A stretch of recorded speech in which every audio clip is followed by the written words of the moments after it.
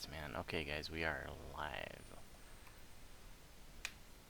Welcome to this inaugural Teaching Raid live stream of 2018. If you've never joined us for a Teaching Raid live stream, these events, we started in 2014, so it's our 5th year doing them.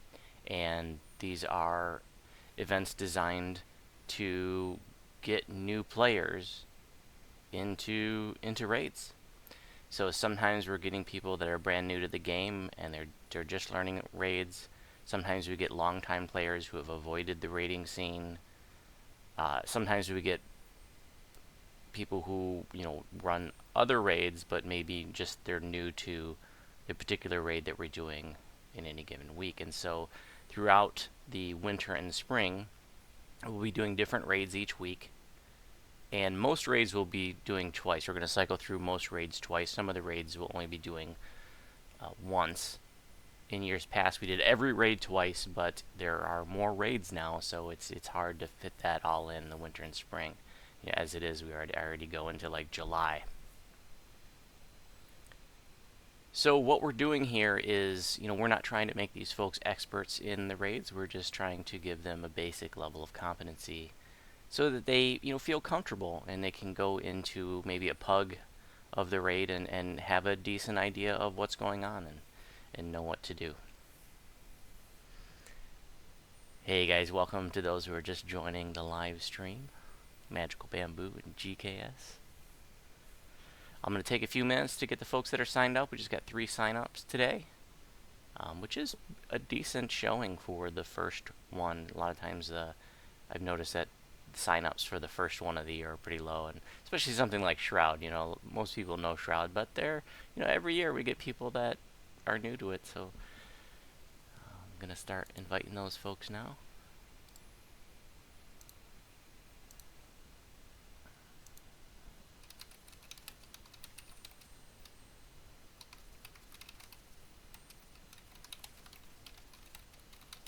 So if you're watching the live stream, you have a good 5 minutes before the action starts. So if you want to grab a drink or smoke or something, go for it.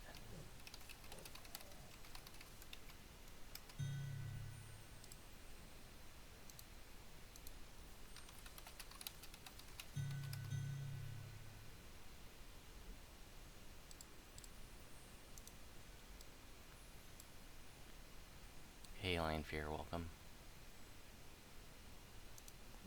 Hey, thank you.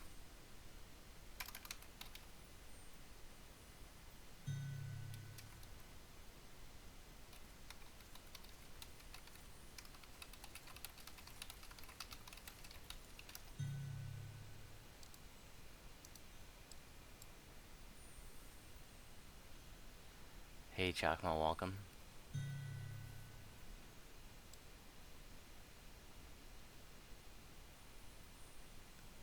Got one more person that's signed up, and then we'll get started.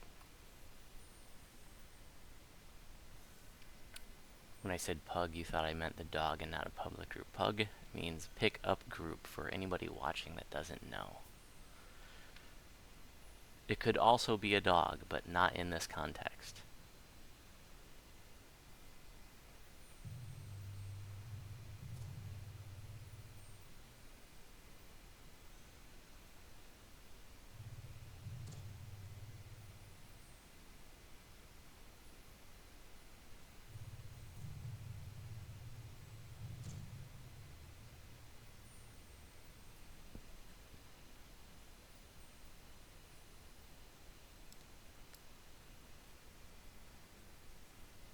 Last year was the first year that we started live streaming these events, and it was really cool to have folks from other servers join us and watch and learn and interact live with us. Here we are on Sarlona, but to be able to reach folks on other servers was really cool. We've even had people from other servers make tunes on Sarlona just to join these teaching raids. That's been really cool too. I'm not getting any response from the other person that signed up for this, so I'm going to give them another minute or so.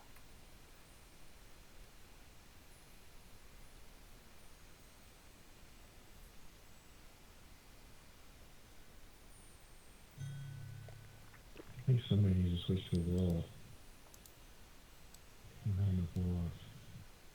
Hey, quick welcome.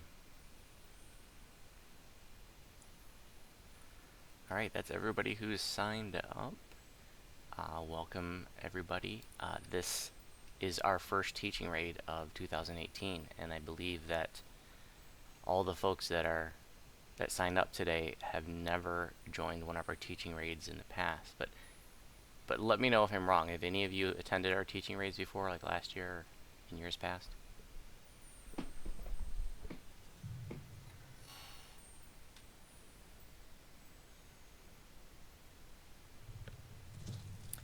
Okay. Well, I'm really glad to have you. Uh, so we just have 3 sign-ups today for this, and everybody else here are my guildies that are here just to help make things a smooth run. And so since you're new to these events, um, throughout the winter and spring, I'm going to be doing different raids every week, every Saturday, typically at 9 p.m. Eastern. And I'll always post information in the Sarlona forums. And, like I said in the post, it's designed for people who are either new to raids or maybe just new to the raid that we're doing that week. Sometimes you get people that are totally new to the game. Sometimes you get folks that have been playing since beta, but just avoided raids for whatever reason. So whatever boat you're in, happy to have you. And I want to know, like, sometimes it's like we'll get people that have even run the raid a couple times but just felt lost still. Some of these raids, maybe like Von 6, you could run that a dozen times and still not have a really good idea of what's going on. So I want to know, like, for Lion Fear, Chakma, and Quick, have you guys ever done Legendary Shroud before? Have you done Heroic Shroud?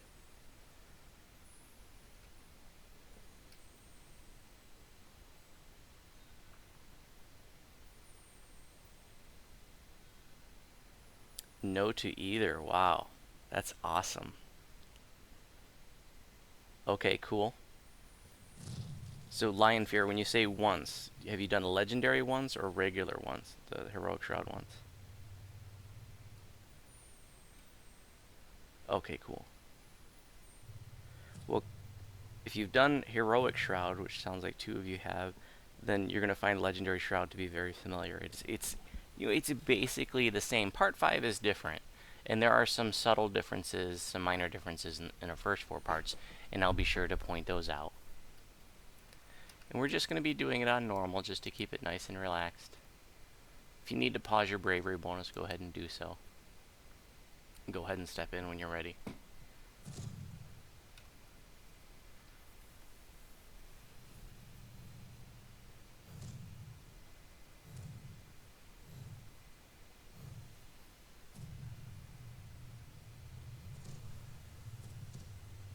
This group could handle hard with no problem. But we got a couple of the newer folks that have a little bit lower hit points, and I don't want them to be stressed out about dying or something, so that's why we typically run the teaching raids at a lower difficulty, just so that we really want to focus on the mechanics of the raid and learning the raid.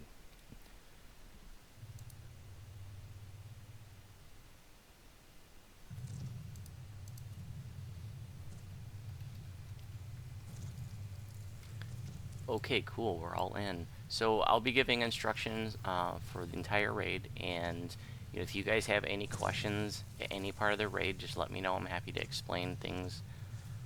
If you're lost or something, just speak up. It's all good. It's really awesome to have a total Shroud newbie in here. So Shroud is in 5 parts, and I'll just be explaining each of the 5 parts before we go into it. And there's some neat trivia that goes along with this raid, is that each part of the Shroud is sort of modeled thematically after a classic video game. And so part 1 is modeled after the original Atari Gauntlet. And what we're going to be doing in part 1 is it's just a kind of an open zone with a bunch of well, we're going to first start by killing a bunch of trash, maybe about 15-20 trash mobs, and then portals will start appearing. that mobs will come out of. And as we beat the portals down, more portals will appear in different parts of the zone. And it's the same every time you run Shroud. They're not random. They appear in a certain order. And so we'll be beating the portals down, and then once we finish a portal, we just go to the next one and the next one until there's 15 total portals. And once we kill all the portals, then that completes part 1. There's a failure mechanic in part 1, and that is that if the portals stay up too long, these portal keepers will spawn. And if a portal keeper stays alive in the instance for 1 minute, it will auto-fail the raid and just boot everybody right out of it. So it's really important that you stay on top of the right portals. You have people. We'll have a couple of people running around killing trash and staying on top of that, while everybody else focuses on beating the portals. So if you're new to this, or for everybody who was signed up today, I want you to just stay with the group. If you don't know the order of the portals, just stay with the group. And incidentally, I guess different servers do the portals in different orders. So we'll be doing it the order that I've always done here on Sarlona. I don't know the order that other servers do it, but just in case maybe your native server is a different server. Thought I'd mention that. So we're going to go in, kill trash, stay with the group, stay on portals, we'll move from portal to portal. And we're going to be killing 15 portals, and that'll complete part 1. Any questions before we get started? Warlocks should turn off other dark lords. That's a good point. Portals are constructs, and they don't take light damage, they don't take evil damage, but they do take force damage. So if you're a Warlock, turn off Utter Dark Blast, if you have that. And then, so their DR would be, like, you'd want to use Adamantine and, like, Construct Bane weapons or smiting weapons. Anybody have a suggestion? Any of the High Lords here have suggestions for portal beating weapons if you're melee? You could use a Deconstructor Augment as well. It's really good. Triple positive green steel works very well as well. Okay, cool. Alright, let's get some buffs and do this. Oh, I need 2 self-sufficient folks to kill trash. Okay, LPR. Alright, LPR and 12 gauge will kill trash, while everybody else is beating on the portals. But everybody will be killing trash at first. Let's go ahead and get our buffs.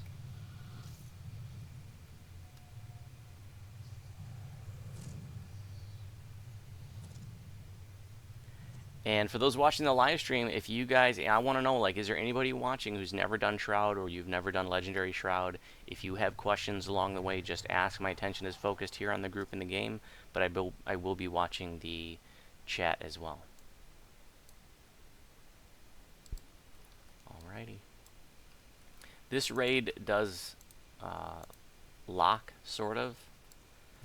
After 5 minutes, this portal right here will disappear, and you won't be able to get into the rest of the raid. So basically, you don't ever want a detour in this raid.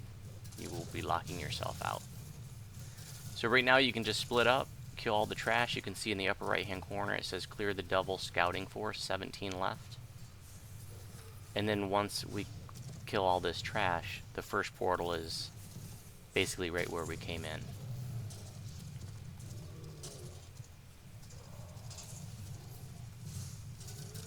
And like I said, if you have any questions about this at any point, please ask. And don't hesitate to interrupt me, because otherwise I'll just keep going and going. 4 left.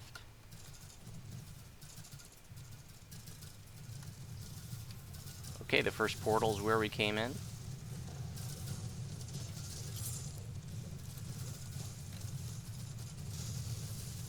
If you're new, I want you to take a step back from the portal, and I want you to look up and notice that there is an archway right above the first portal. And if there's ever a portal keeper, a living portal keeper in the zone, there will be like a firewall in the middle of that, a wall of fire in the middle of that archway up there. So if you're ever not sure if there's an active portal keeper, you're not sure if somebody killed it, you can always look there, and if there's a wall of fire, you'll know there's still a portal keeper in the zone. And that's true for heroic and legendary.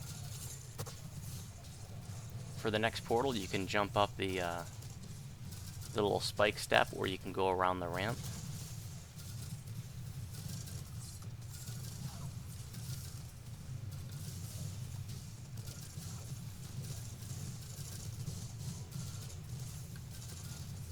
I probably should have brought a healer for this, but that's okay.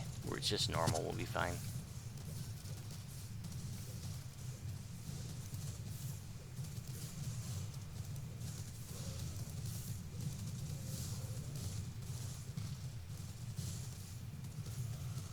And if I didn't say already, the order of the portals is exactly the same in heroic and legendary.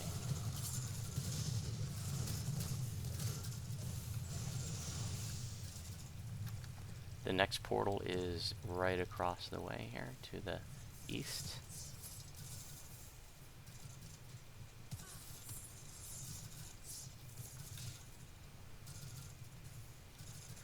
Oh yeah, thank you for saying that. So one new mechanic in Legendary Shroud is that when the portals are destroyed, they explode and they do like an AoE curse.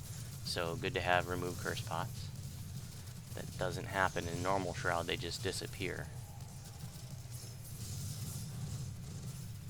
Now we're going to go around the corner to the southeast corner for the next one.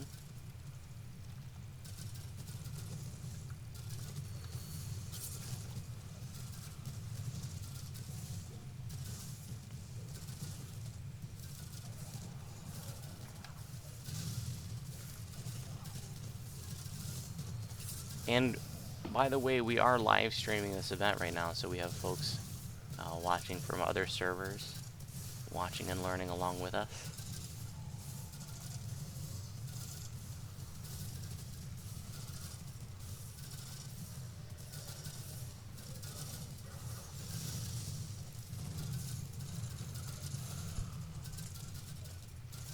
Okay, the next portal is right where we zoned in originally. Can the killers let a portal keeper come up, please? Because I want to show that firewall effect.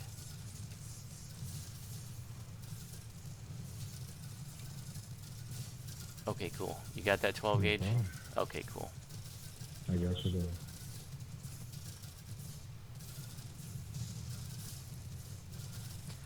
Everybody who's new that signed up today, so Quick Killer, Chakma, and Lion Fear, I want you to stay right here. The High Lords keep going to the next portal, because I just wanted to show you that firewall in case you've never seen it. There are people that have done Shroud for years that never knew about this. In fact, I did it for years before I knew about this.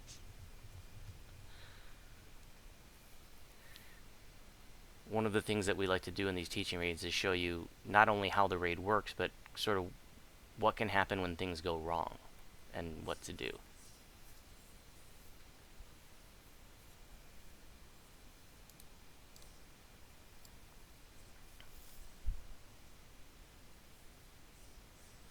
In fact, High Lords, when you get to after the next portal, just stop. Just stop until we get a portal keeper, and at that point you can go to the next one and the killers can go kill it. I just want to demonstrate this firewall effect.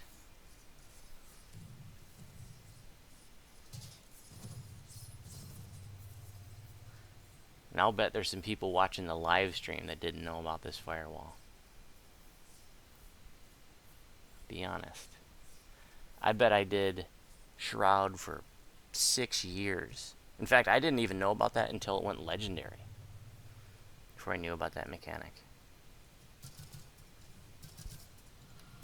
A portal has to be up for, you know, a good couple of minutes, if not maybe about 3 minutes before a portal keeper will spawn. And like I said, if that portal keeper stays alive for 1 minute, it will auto fail the raid and boot you right out. So if you're doing this on a higher difficulty, what? It's the trash that spawns by the portal that leads up to the portal keeper.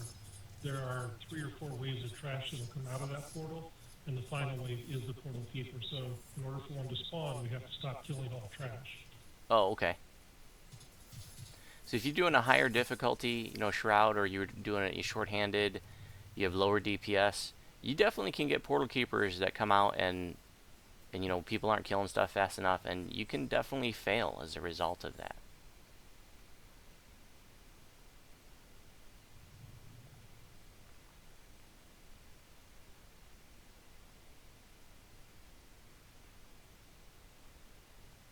Maybe it's also worth mentioning that We here. just had a Okay. Vesicura spawn, so the portal keeper should be coming up pretty soon, Okay, cool. as long as that doesn't get killed.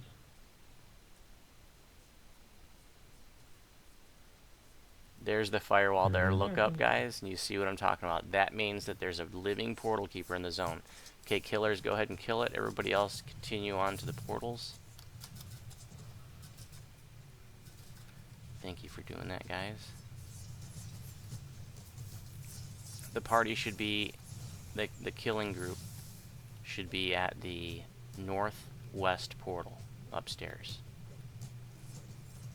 where I'm jumping up and down. Now we I got the think. portal right before Oh, the wait, I'm ginger. sorry, you're right. Lower Thank west you. wall. Yep. So, lower west, yep.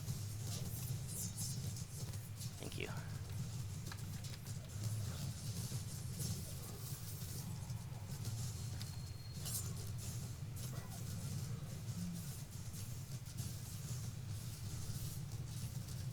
Robert, you only found out about the firewall from the teaching raid videos, so that's cool. I'm glad to hear it.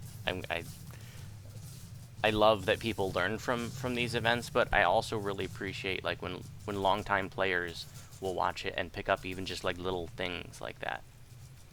I think that's really cool.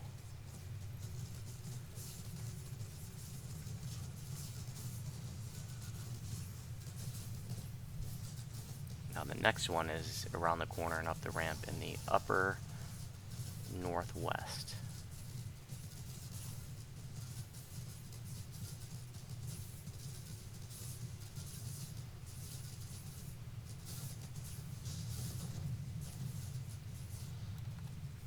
The next one is due south of that, near where we came in.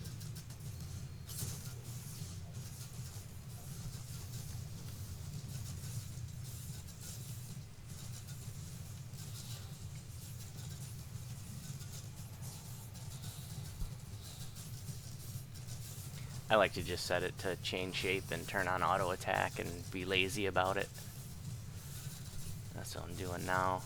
Chain, that way it, if trash spawns from the portal, it helps to beat that down. Actually, what I usually do during our guild runs is I do trivia. Like, I just pretty much pike part one. Part one is so boring that for years in the High Lords guild Shrouds, we've been doing other things to sort of spruce up Shroud. Because Shroud, it's the most beloved raid of DDO for the most part. But it can be, after you've done it 1,000 times, it gets pretty repetitive. And so we've always done shenanigans during Shroud. Whether it was playing a song or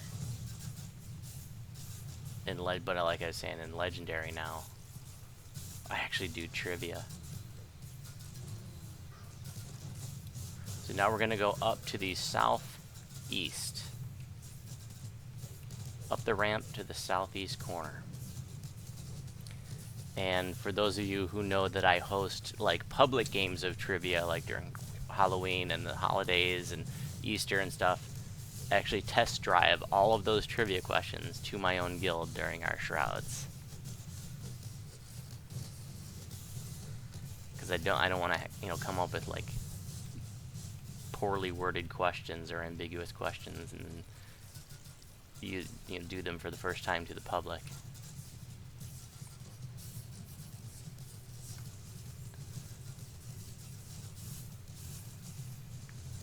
The next portal is in the northeast,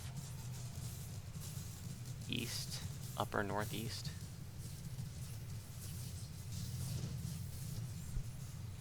And then the next one is west of that on the bottom level.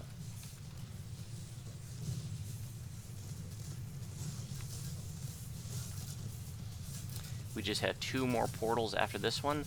One difference between another difference between Legendary and Heroic is that there's going to be a couple waves of kobolds when all the portals are done. So in the Heroic Shroud Part 1, once you kill all the portals, Part 1 is done. But here there's going to be a wave of kobolds as we go up the stairs, and then another wave of kobolds when we go down the stairs to the altar, to the crafting device.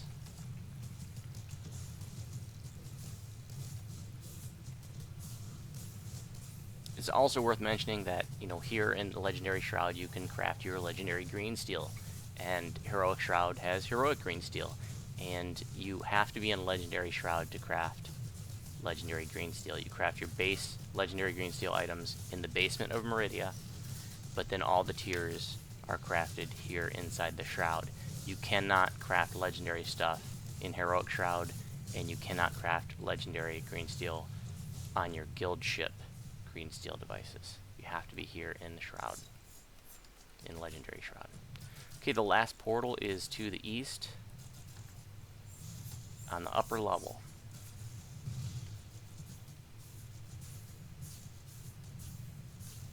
What's really awesome, I think, is even though Shroud is like a 10-year-old game, I don't know or 10-year-old raid, it predates me. I started playing when the game went free to play, so I don't know exactly when it came out. But even though it's like a 10-year-old raid, Heroic Green Steel is still relevant by today's standards. It's still awesome.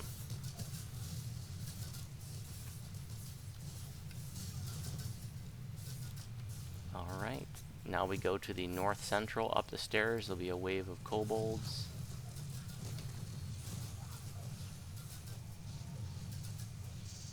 And then there's another wave of kobolds down the stairs to the right. We can kill those first and then come back and loot.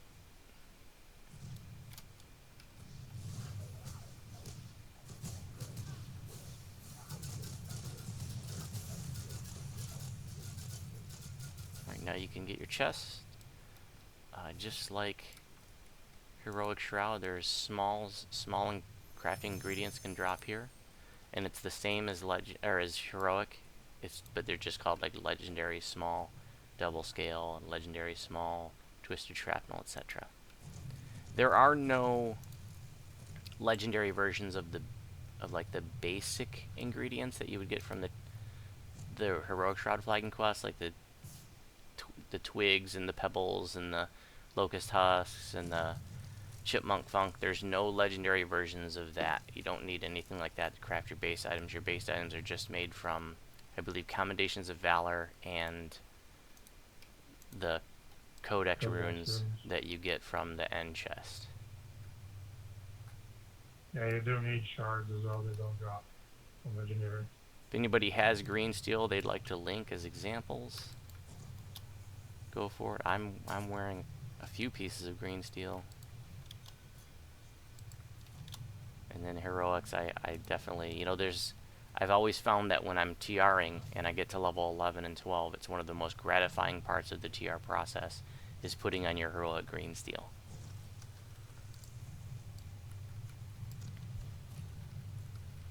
I still use a helm, a heroic helm, the nipples. Yeah, you know, I still carry a heroic one with me when I need higher intimidate, because that one's got stacking charisma skills on it.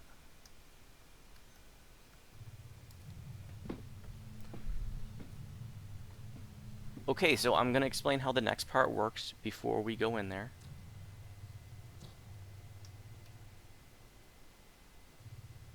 So you remember in the beginning I said every part of Shroud was modeled after a classic video game. The next part is modeled after Pac-Man. And so what's going to happen is when we go into the next part, we're going to appear in a maze, a very simple maze, like a Pac-Man maze.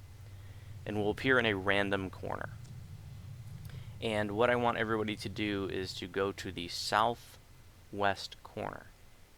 And I want to make sure that you don't go through the center. You know, like in Pac-Man, there's like, the center is like the little box where the ghosts live.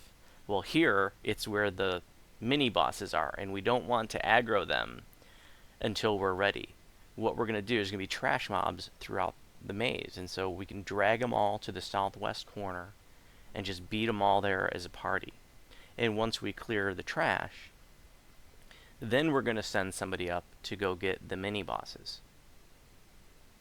And we're going to drag those mini bosses back to the southwest corner. And there are 4 of them, just like there are 4 ghosts in Pac-Man. And we're going to prep all the mini bosses down in that southwest corner. And they cannot be killed if they're together. Since once we get them all prepped to, well, basically 0 hit points, then we're going to split them up. They can be killed once they're split up. But it's very important to keep them together at first. You don't want to kill them prematurely, because when they die, they turn to ghosts and go back to the center and regenerate, just like the ghosts do in Pac-Man.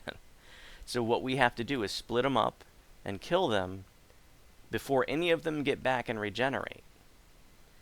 And there's a crystal above their little home in the center that once all of them are dead, there's a barrier around that crystal. It comes down once all of them are dead, and it can be destroyed. If you're a warlock, it can be hurled.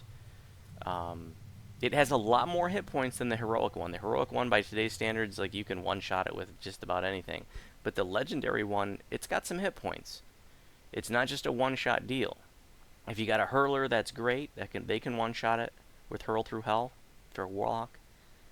But if you don't have that, you want to send a bunch of ranged DPS and casting DPS up there.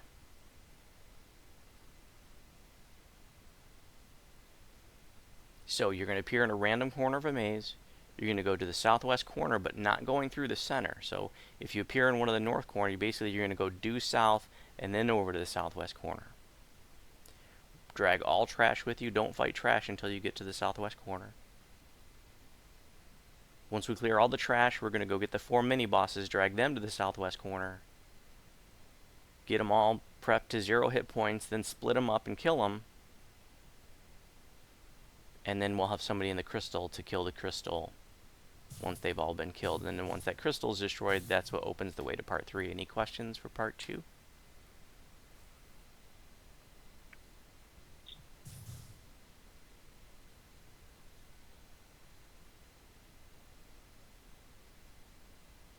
It's functionally identical to Heroic Shroud. It's just like I said, the crystal has a lot more hit points, and it's not just a, one-shot deal usually, unless you have a hurler. I need to step away for like 30 seconds. I'll be right back, and then we're going to get started in part 2.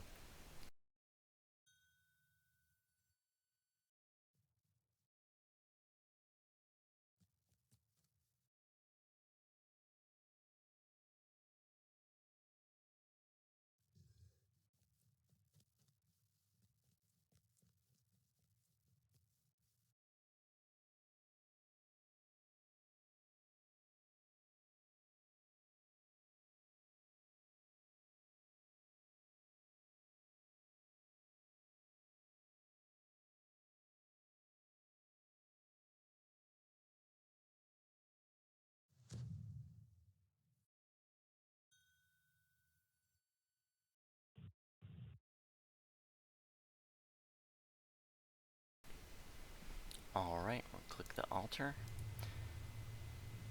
Oh, and by the way, up the ramp here is the crafting device for your first tier. If you ever need to craft green steel, right here is where you do tier 1 crafting, up the ramp, where the chests were.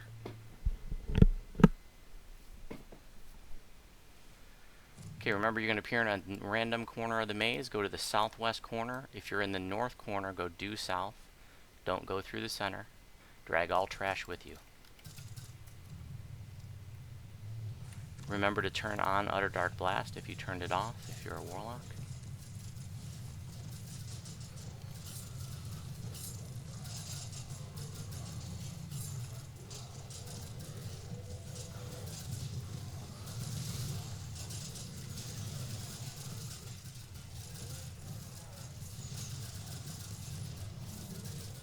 I think this regenerates hit points. Yeah. Just like in Heroic Shroud, the trees in the corners of the little butterflies regenerate hit points and spell points. It does so very slowly, and most people don't do it anymore, but want you to know that that mechanism is there. You just move in and out of the butterflies, and then you'll get hit points and spell points.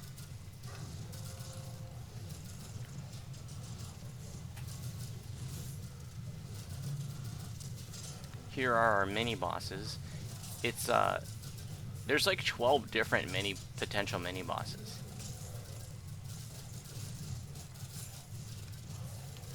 And it can change things. Like, you remember when I said that after you kill them, they die and they turn to a ghost and they go back to the center? Well, some of them move faster than others.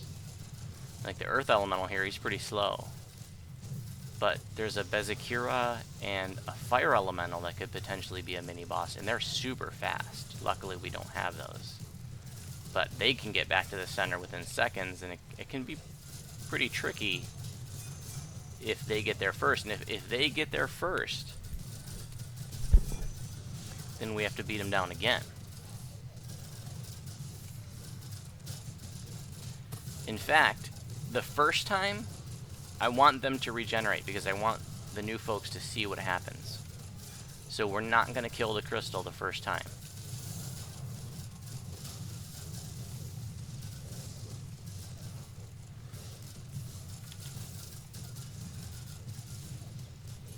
Notice how some of them are already at 0 hit points and they're not dying. They have to be split up in order to be killed. But we want to keep them together at this point.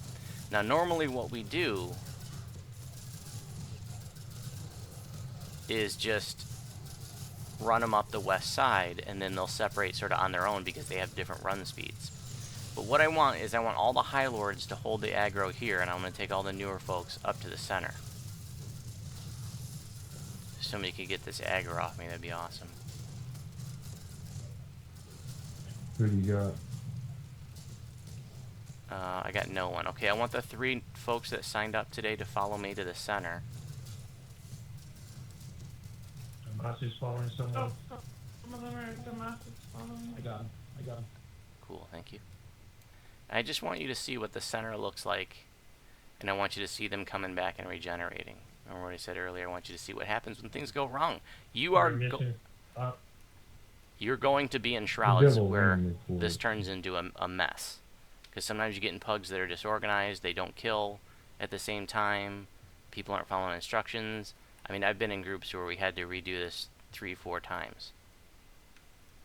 So there's the crystal. When all of them are dead at the same time, that barrier will come down and then the crystal can be DPS'd. But go ahead and let Sagrada come back. Just keep everybody else down there. And I just want you to see him regenerating. See, here he comes. Here's the ghost of Sagrada, the bearded devil, and he's just going to go back to the center and regenerate. Just like a ghost in Pac-Man. And here he is, fresh Sagrada. So when that happens, you just have to come get him again, and we're going to take him back to the southwest corner.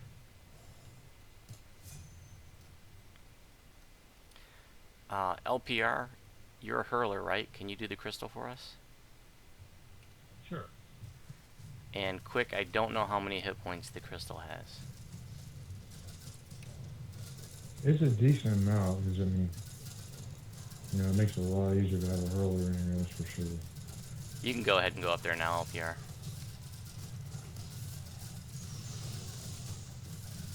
Now, here's one mechanism that I don't fully understand, and that's, like, if they were to all have regenerated, the second go-around, they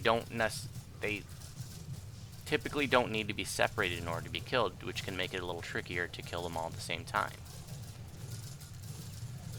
Yeah, there's an amount of HP, like a minus amount, that they die. Where did Sagrada go? Okay, thank you. I got him. I'm bringing him back.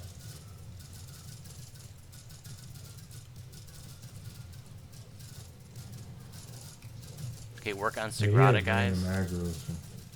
Work on the devil. I totally intimidated him and he just ran off. He just took off. Yeah, Intimidate doesn't really work on him. He just randomly goes after whoever. Okay, Sagrada's Oh, almost do that. prepped. Alright, LPR is in place for the They're all crystal. prepped. Everybody else just run to the north. Don't stop and fight. Just run, run, run. Go straight up the west side. All the way to the north corner. You see, they're already at 0, so they just sort of die on their own as they separate. And we're done. Any questions about part 2?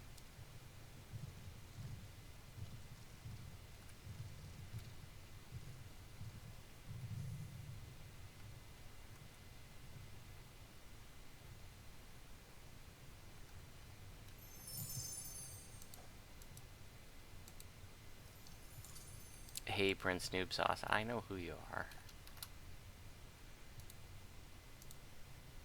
I remember it. You took a break and now you're back. Okay, don't go into the portal yet. So in this next part, make sure you get your chests. It's the same in every way to Heroic Shroud Part 3, but one difference is that the wall is up immediately. And in fact, if you did Heroic Shroud, you may have never realized that there was a wall, because it doesn't come out in Heroic Shroud until you've been in there for 5 minutes, but here it's up right away. So you're going to appear in a random room with a floor puzzle. A floor puzzle that you have to light up all the lights to complete. In this part, it's bad to have summons that can teleport or do range damage because there are some crystals that we don't want to destroy. Somebody already went into the next part. Yeah, I stepped in just before you said not to, sorry. Okay, it's okay. Just hang out. If you want to /stuck to come back here, you can do that. Because otherwise the wall is going to get you. Otherwise you can just die by the wall, I guess. Because I don't want... I want everybody to see the crystals down in the center. Yep, coming back. Okay, cool. So you're going to appear in a random room with a floor puzzle. And I'm going to give you a link to a solver. You know, if you're not good at puzzles, that's okay. This link is really awesome. There's a bunch of DDO puzzle solvers.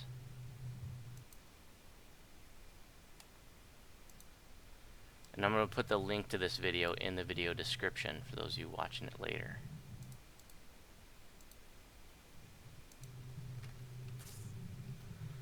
That's definitely a site you want to have bookmarked for DDO. It's got puzzle solvers and a whole bunch of different resources for DDO. But if you're doing the Shroud, you just click over to the Shroud tab. You select the kind of puzzle you have. There can be a 3x3 puzzle, a 4x4, a 5x5, or a circular puzzle.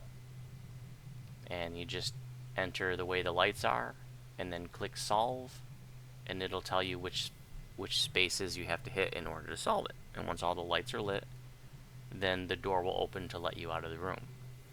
Once you get the door open, you go to the south central portion, and then there's a barrier that's blocking way to the center room, which has a fountain.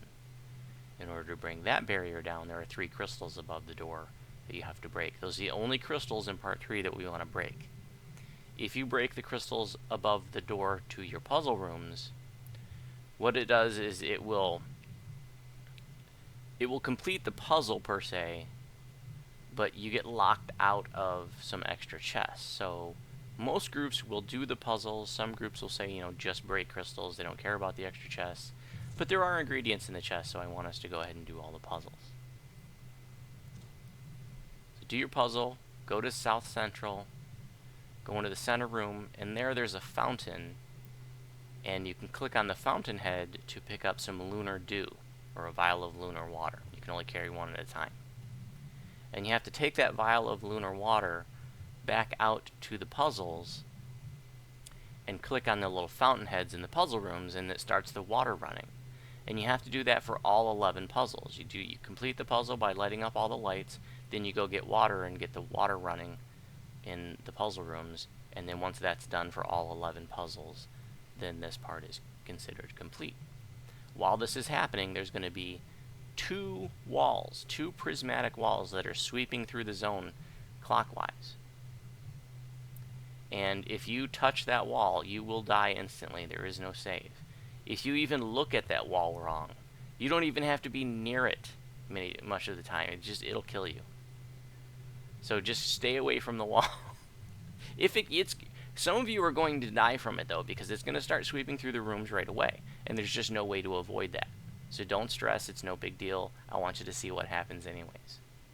And I'm also going to say that there are lots of jokes that people will play on you about how to survive the wall. They'll tell you that you can tumble through the wall. They'll tell you that I like to joke and tell people they can intimidate the wall so they can change the direction. There's all kinds of things, ways that people will tell you that you can survive the wall. I promise you there's no way to survive the wall. Since this is a teaching raid, I'm not here to yank any of your chains or play any old school jokes on you. I'm letting you know the wall will kill you no matter what if you touch it. Any questions about part 3? Yeah, I once told a guildie that if he stood in the middle of the puzzle and typed /death, it would auto-complete the puzzle. Well, he did that and then ended up outside of the shroud, so I felt kind of bad, but don't ever do anything like that. But any questions for part 3 before we go in there?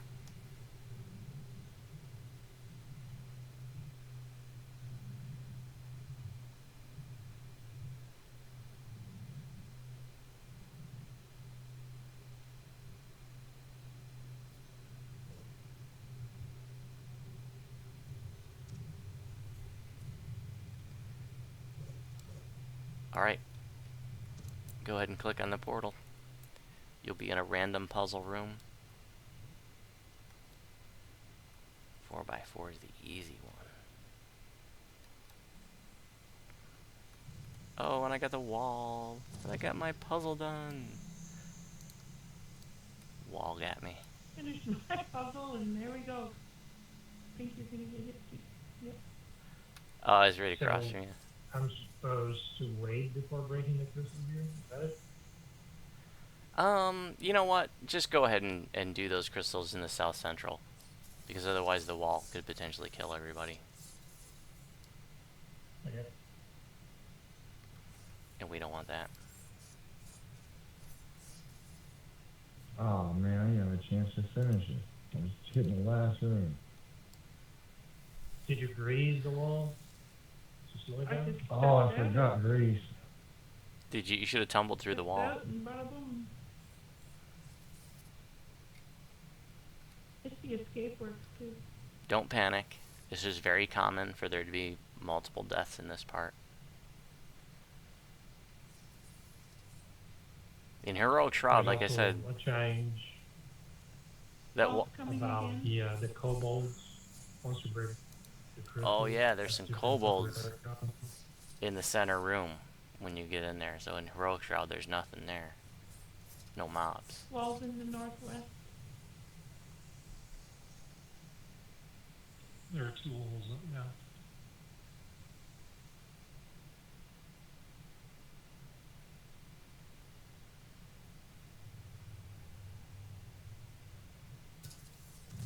Thank you.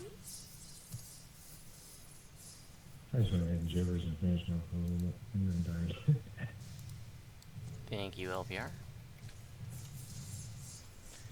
Also, as you're running around the zone, you're going to see these rings of runes on the floor. You want to avoid standing on those. They do like an AoE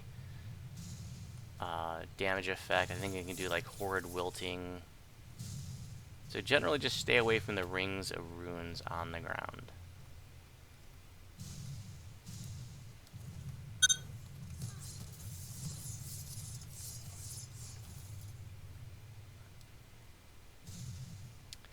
It's very tricky to try to beat a wall around a corner. It can be done, but you really got to be quick about it.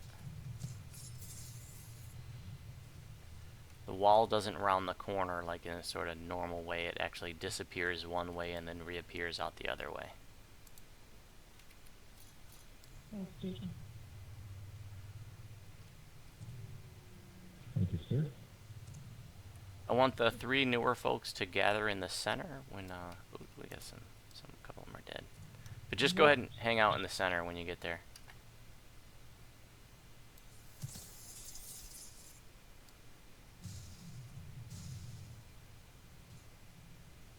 I'm hiding better. Dude, I was like, oh, I was like, he's gonna die. You did. I can't believe it. Yeah, That thing was up your ass. That's I didn't crazy. even use juice or Did nothing. you live streamers see that? Man. Hey, Ken, can I open this one? Sure can. So as you've probably seen, there's blades spinning around. They You can know do what? quite a bit of There's damage. that wall coming up.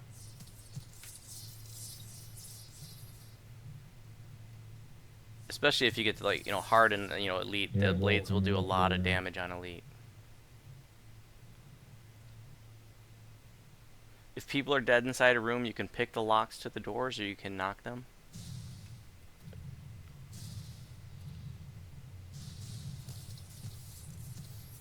Like the old days, 2 walls. We're going to need a lock picker in the north 5x5. Good time.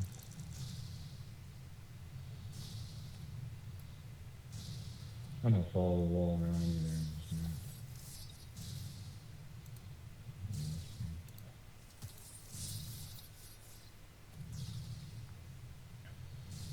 It's very important that you don't put the water in the fountain before the puzzle is done.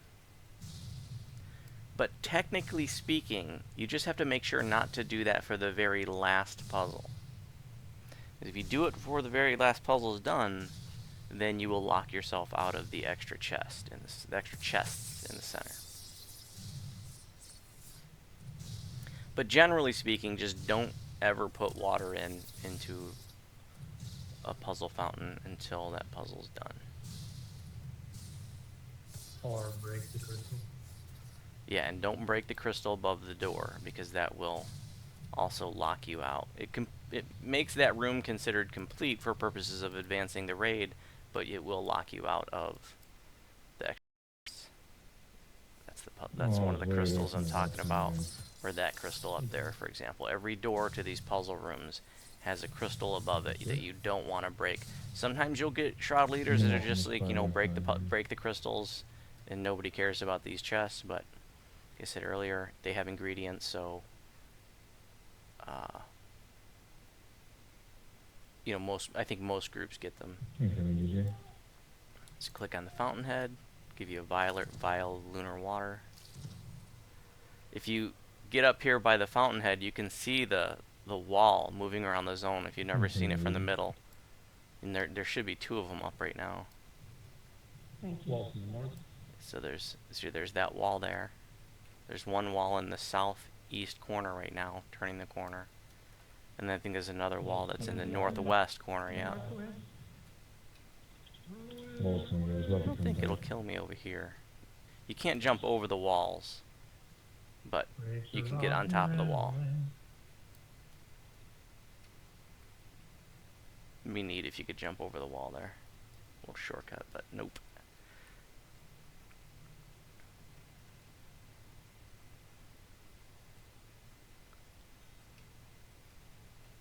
So you can watch it round the corner here. You see it disappears one way, then reappears the other. You can beat it around the corner, but it's tricky. You got to be really quick. And the wall does sometimes stop and back up a little bit. Thank you. So don't get too close to it. Sure.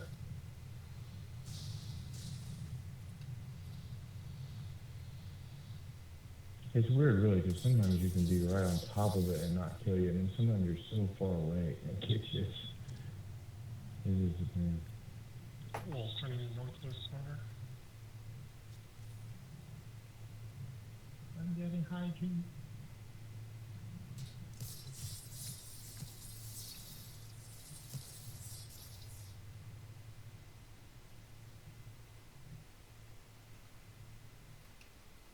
Oh well.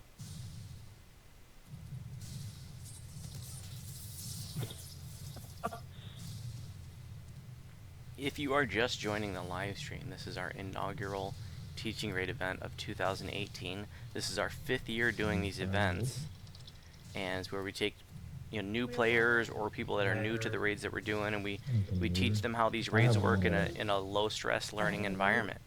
We explain how the whole raid works, and you know, sometimes we get people that are longtime players that just have avoided raiding. Sometimes you get very, very new players and everything in between.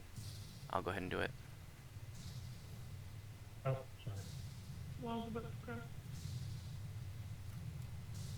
Walls in the north.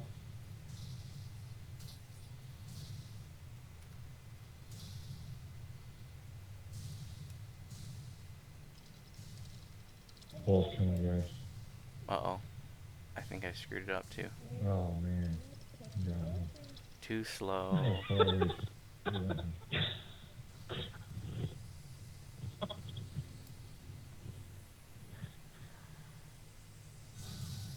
Wow, that was so laggy. awesome. I'm gonna just gibbers up and do it. That was good stuff. I'll save mine then. I got a water as well. I got a water. Thank you. There's some really great tutorials in the forums and stuff. You can search on how to do these puzzles without having to look at a solver. And so for years I looked at a solver, and now I just screw them up like I just did. But there's basically a simple algorithm that you can use to solve these, Better. and once you learn that, they become very easy.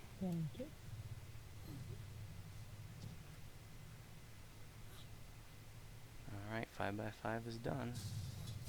Now that all the waters are in the puzzles, the part is complete, the walls disappear, and there are 4 chests that we can get. I'm about to die again, guys. I'm gonna need a raise. I'm here, right here with you, 12. So if you're watching the live stream and you don't know what just happened, if you don't know what a Cursed Blade of Jack Gibbers is, it's this thing right here. And it comes from the Legend of Two-Toed Tobias, the legendary. And it is, for any tune that you're serious about, it's just a must-have piece of equipment. It's kobolds again. a pretty rare drop. But, I'll explain how it works in a moment.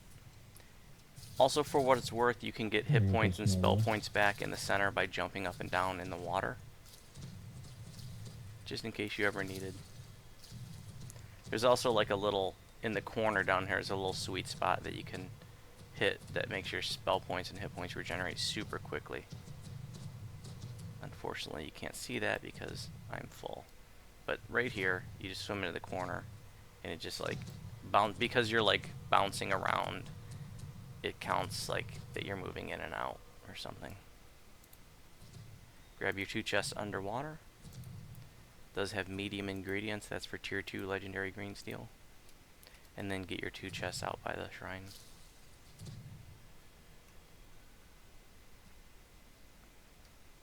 Cool.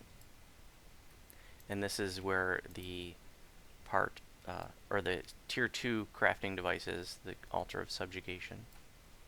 It's only for legendary green steel. This is the only place to craft legendary green steel. And for what it's worth, if you look over the edge, you can see the other parts of the Shroud. So let's see. I believe that's part 1 to the southwest. Or that might be, actually, that might be part 5. And then part 4, where we're going next, is right across from us to the south.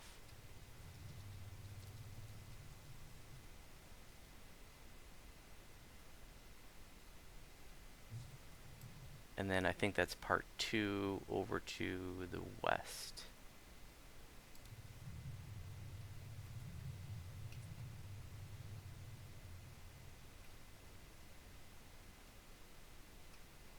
When Shroud first went legendary a couple years ago, they didn't have, there are invisible barriers that are just like in Heroic Shroud. But when it went legendary, they didn't put these barriers here, so you could actually go down there and go to the other parts.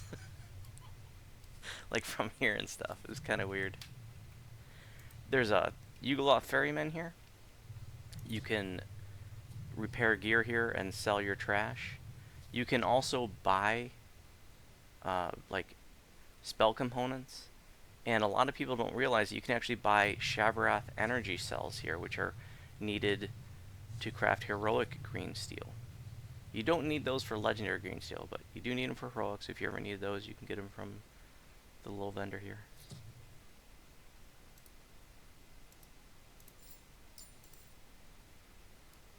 And just gather for buffs, and I'll explain how part 4 works.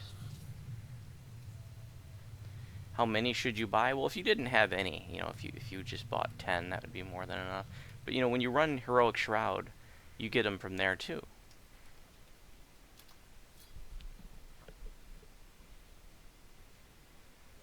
And you don't need them for legendary green steel. But I think you need 5 of those for each tier, I want to say. I might be wrong. It might be like 3 or 4. Like 4 of the low energy, 3 or 4 or 5 of the low energy cells for the tier 1, and 3 or 4 or 5 of the medium for tier 2, and then again for tier 3. And then if you're doing a double sharded heroic green steel, then you would need twice as many. Any questions about part 1, 2, or 3 before we keep going?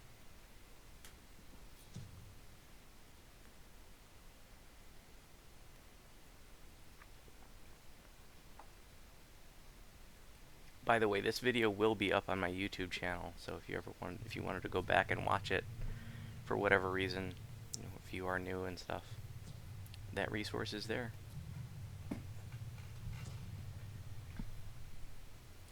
Okay, so part 4 is actually, when I said, every part is modeled after a classic video game.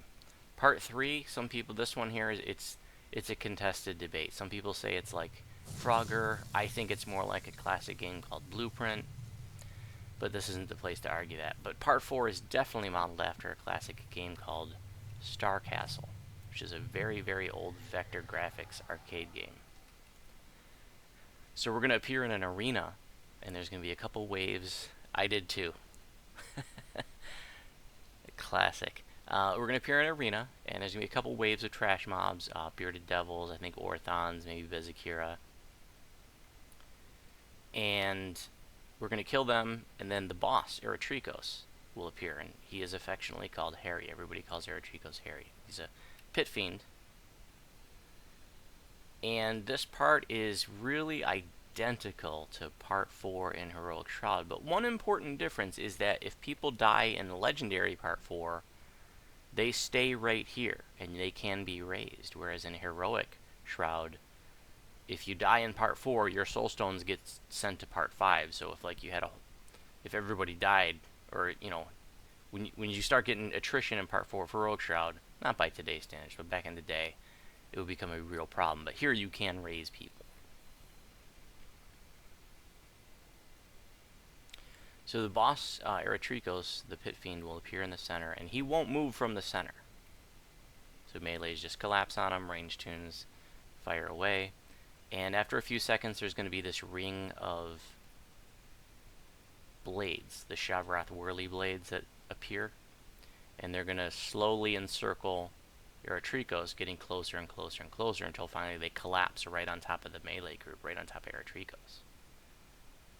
If you have good survivability, you can just, and you're a melee, you can just stay in there and that's fine, but if you're a little squishy, you want to really try to avoid the blades.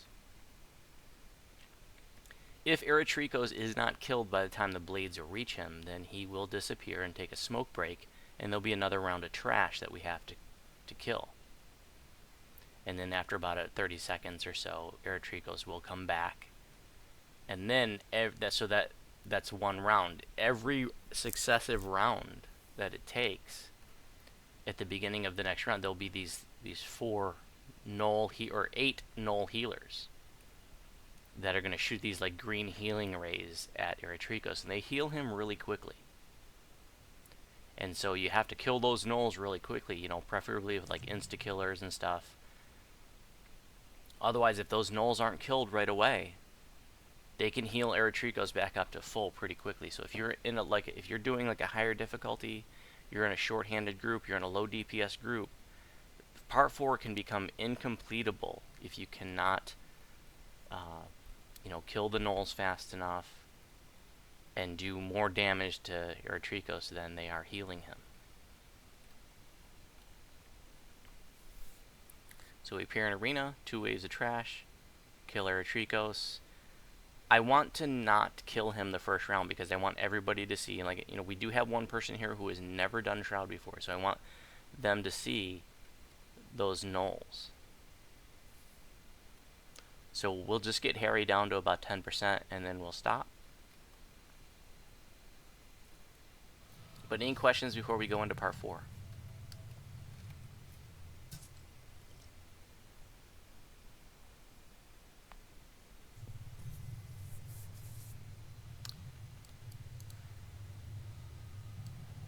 Alright. Get some last second buffs. Some last second lag. And go ahead and click on the portal, go in the next part.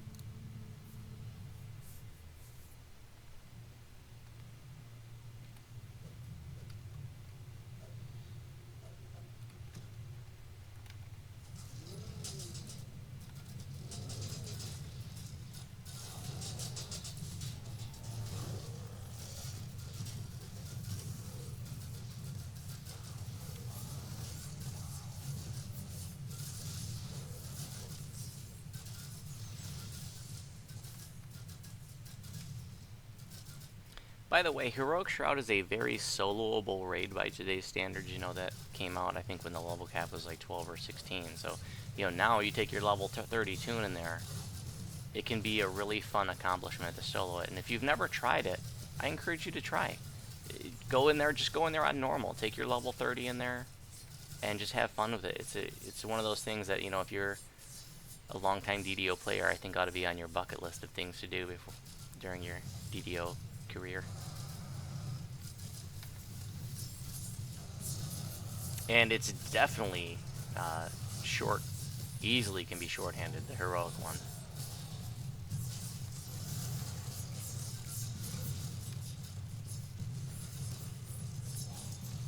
Remember, we don't want to kill Eritrikos. I just want the newer folks to see what happens for round 2.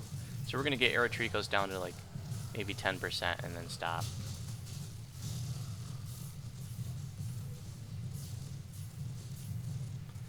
I think most full groups should be able to do Harry in one round on normal. A decent DPS group can do Harry in one round on hard. But you will get into groups that won't be able to kill him in the first round. And it's really important to know what to do.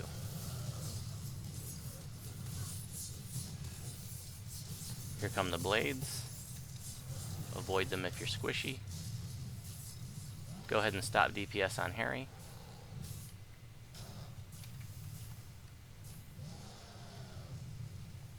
The blades are in on him, and in a moment he'll disappear.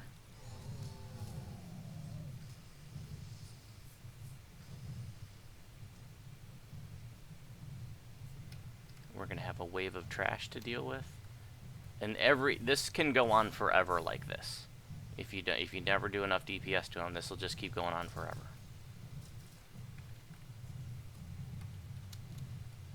So he'll disappear after the blades get to him. You'll get a round of trash. He'll reappear with 8 null healers. The healers will be at the cardinal directions, north, south, east, and west. There'll be 2 in each direction. Here's the trash.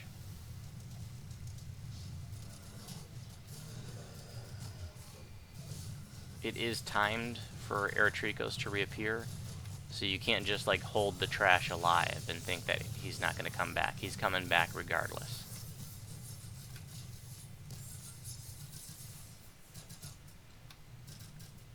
And let's go ahead and kill the gnolls. I know that we don't have to, like we could just power through it, but let's just go ahead and kill the gnolls. If you don't have, you know, the ability to insta-kill them all right away, you know, if you can paralyze them or whatever before they get their green healing rays going. You can see they're shooting like green healing rays at Eritrikos.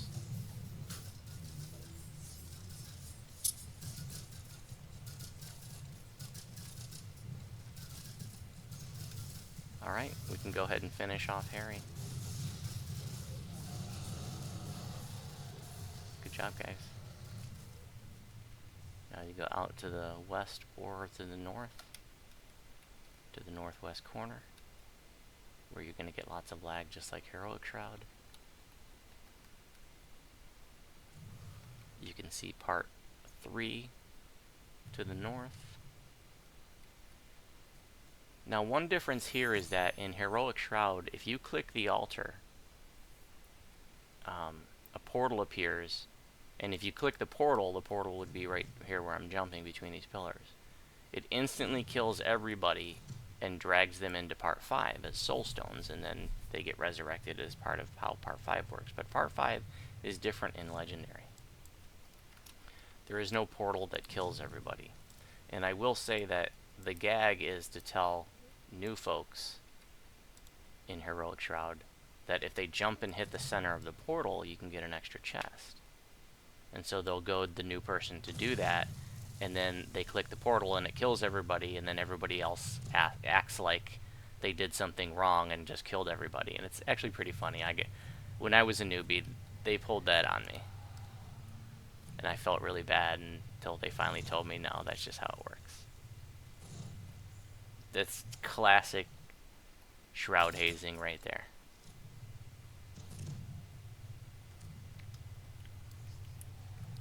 For Legendary Shroud Part 5 is different than Heroic. It takes place in the same zone, though. Don't click on it yet. But there's a book that appears here, the Codex of Infinite Planes, and that's the way that you go to Part 5, is by clicking on the book. So the way that Part 5 is, like I said, it's the same zone as before. There's going to be 4 mini-bosses, but it's not the same ones like from Part 2. In Heroic Shroud, it's the same ones from Part 2. But here, it's actually the bosses from, I forgot the name of the pack. But there's the quest chain that has like Subversion and Devil's Gambit. Devil's Gambit, thank you. So it's all those quest bosses are here. So it's like, I think it's Hethera and Garco. And actually Garco is from the flagging here. And then there's the Slod. In any event. So we're going to kill those guys. And then there's a Rakshasa guy there, and he's going to use the Codex of Infinite Planes to spawn wave after wave of trash mobs from the different planes. He's going to zone in groups of mobs from, like, Zoriat, there's going to be a Beholder with a bazillion hit points, and then he's going to spawn in groups of mobs from, Zendrick, and just all the different planes. So there'll be these different thematic groups of mobs that will spawn, and I don't know if it's timed or if it's a set number of waves. I think it's timed. But we're just going to basically kill trash for several minutes. Wave after wave after wave of trash mob. And then after that, we'll be fighting the Rakshasa himself. He's a purple name guy. And he has a pretty nasty Hellball attack. And he's a caster, so sometimes, I like to grab his aggro and then move away from him. But sometimes he runs over to you. But if he hits that Hellball on the party, not so much on normal, but on like hard and elite, it can be really, really painful. And then after we kill the Rakshasa, then the Codex of Infinite Planes will actually animate, and we have to beat that down. And then once the Codex is killed, then that completes the Shroud. So 4 mini-bosses, then about 5 minutes of waves of trash, then the Rakshasa, then the Codex, then we win. Any questions?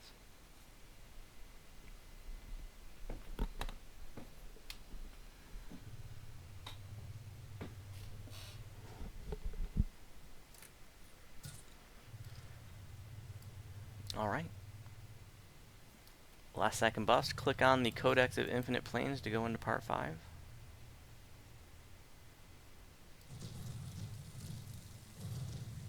There are going to be Shavroth blades whirling about. There is a safe spot directly behind where we came in, right where I'm standing right now. No blades will ever cross this path right here.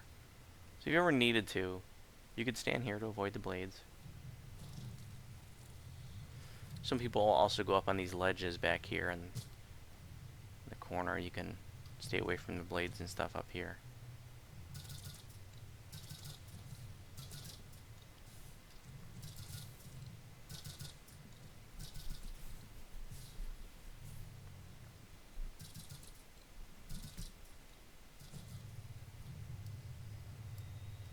Hey Pat, I'm glad you like these vids. Thanks for saying.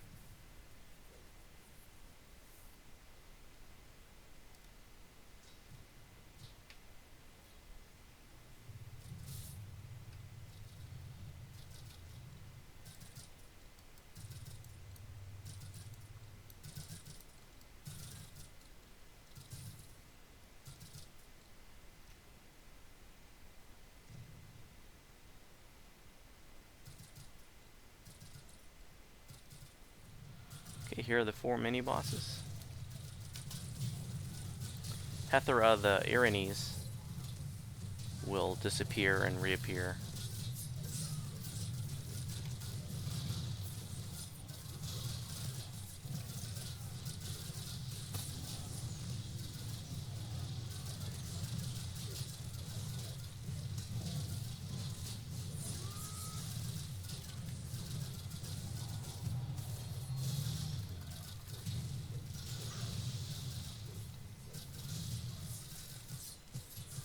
You know, I should have mentioned that the Pit Fiend Eritricos, because he's a devil, his damage reduction, to break his DR you need good and silver, I believe. Is that right, guys? Yes, sir. Yeah. Thank you. I never play melee, so I don't know these things. And then For he's meddling is about that soul metal DR. oh, meddling too. Yeah, meddling can do all metal types. Right. He's immune to fire, and I'm not sure if he's immune to any other damage types. He's resistant to acid and some others. He might be. Is he immune to poison? Should be resistant in 5th edition. Yeah, I believe he's resistant, but not immune. So now the Rakshasa there is gonna summon a bunch of trash mobs from the different planes. Here's the beholder over here. A beholder. Nice hurl.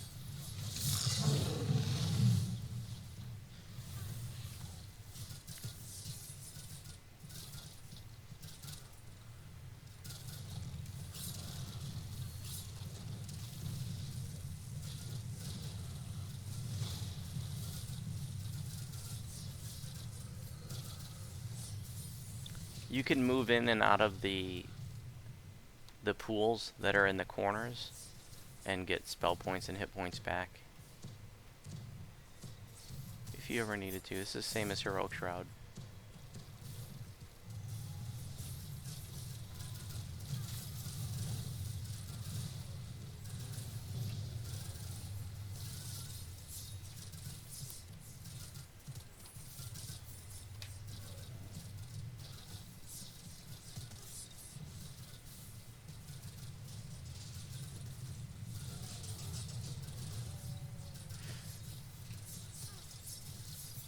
This is the last part. If there's anybody watching the live stream that has questions, you know, let me know. We'll be wrapping it up pretty quickly after it completes.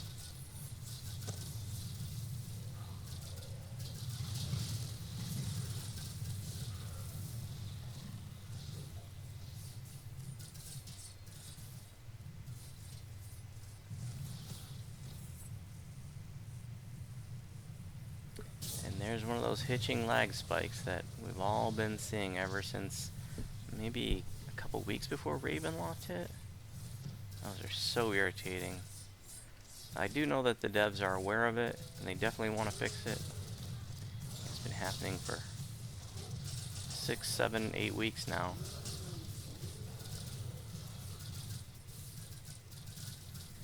But it happened, you know, at a bad time. You know, any bug that's happening now is not getting the attention that it normally would because the devs have been totally focused on Ravenloft.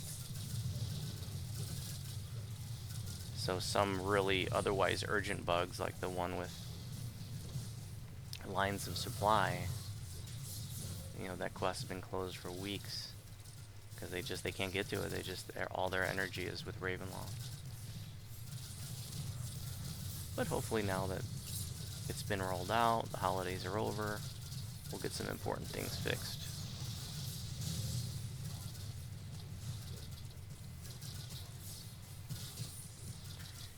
For those of you watching the live stream, if you're not familiar with Voodoo's build, I'm not like a max DPS kind of a warlock. I'm like a tanky warlock. I go in the Unyielding Sentinel, Destiny, and all my other tunes are healers, and so I like in a situation like this where we don't have a healer, I can throw like cocoons and renewals to help keep people healed. I really like doing that.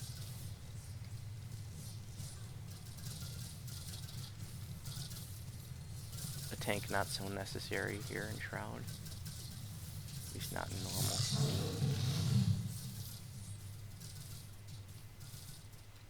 But my stats are a little bit higher than what we typically see for a warlock.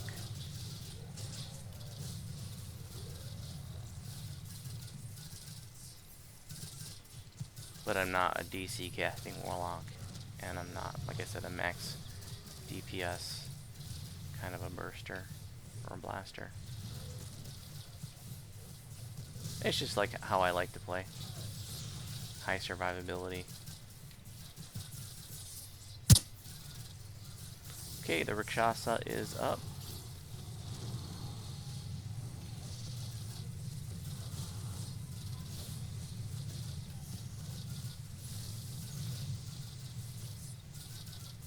He'll hellball you to death. Don't forget. Yeah, he will. So what can be neat is like if the melees create a ring around him so that he can't move, and then like a ranged person who has his aggro can move away from him, and then he throws his hell ball just at the one person. Like you see right now, it looks like he's trapped in there, but I have his aggro, I think. Oh, I don't have his aggro anymore. Okay, he's dead, and now we kill the book.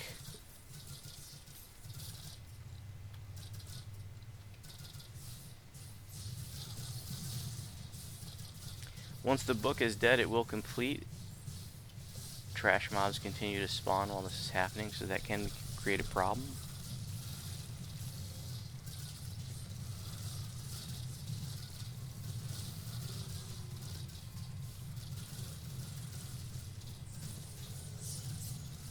Lagtastic.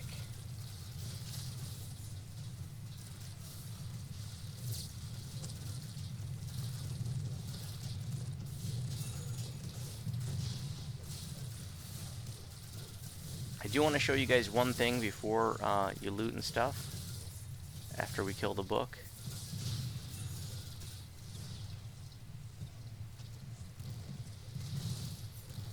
And go ahead and help clean up the trash.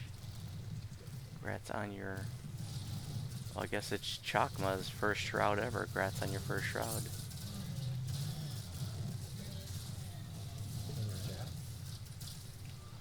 I just wanted to show you guys that once Shroud is complete, you have access to all the other parts. So if you needed to craft your legendary green steel, the way that you get back to the other parts to access the crafting devices is by going through these portals. You'll notice that each portal has a different name: portal of the waning moons, portal of the new moons, etc. And those are all the first 4 parts just by going through these portals. So you can navigate the entire Shroud just by going back through these portals. And then your crafting device for tier 3 is right here. You are going to get codex runes from at least one of the chests, and those are used to craft your base items. Also, if you get 5,000 of them, you can use it to buy a heart. The blank brain seal. Well, not for 5,000. For 5,000, you get the heart. If you click on the Altar of Devastation here, and you go to the last page,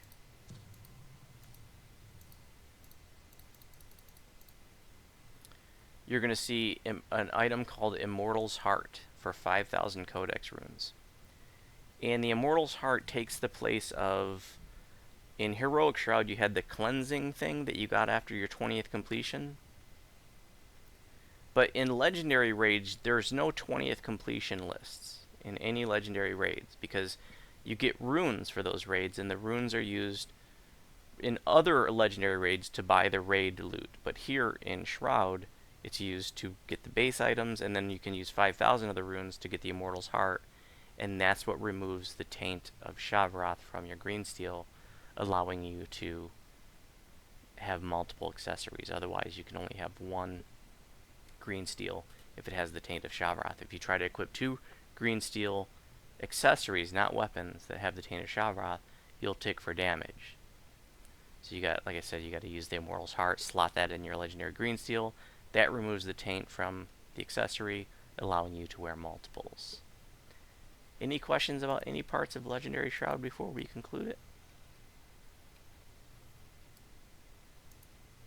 Good question. The actual green steel items are bound to character. Yeah, Says- the heart is bound to character. No, it says, I'm looking at it right now, it says binds to account on acquire.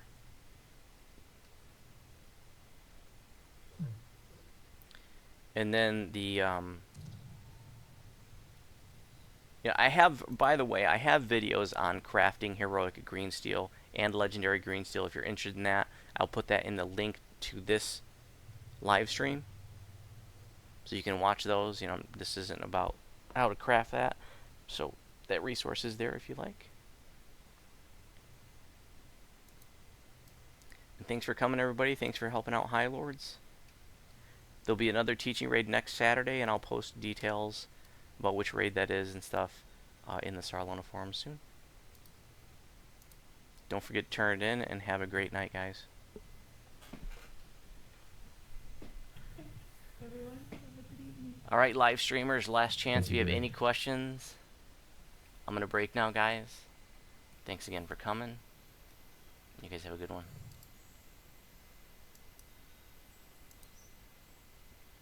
If you have any final questions, live streamers, I'm going to monitor chat for a few minutes, but I'm going to shut the live stream down right now. And thanks for tuning in, and I will see you guys soon.